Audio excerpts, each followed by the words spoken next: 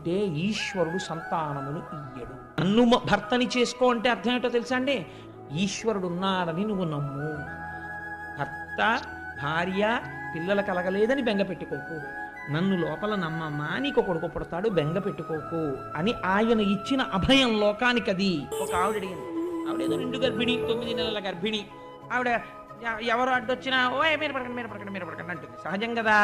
అలా ఉంటే కృష్ణుడు ఎక్కడి నుంచో పరిగెత్తుకుంటూ వచ్చేస్తుంటే ఆవిడంది ఓ మీరు పడిపోవా మీరు పడుకుంది అంటే టక్క నాగి ఎందుకు పడకూడదు, ఎందుకు పడకూడదు ఏమిట్రా, నేను నీళ్ళు వేసుకున్నాను నిండు చూలాలని అంది ఆవిడ.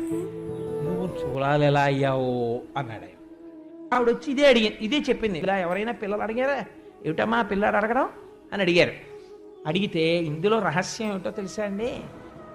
నేను చూలాలినయ్యాను, నేను గర్భవతినయ్యానని అహంకరించకు. ఆవిడొచ్చింది ఇంతకు ముందు అసలు కనీవిని ఎరగమమ్మా, నందవ్రజంలో మగవాళ్ళందరూ ఆవుల్ని దూడల్ని తోలుకెడిపోయారు, ఆడవాళ్ళందరం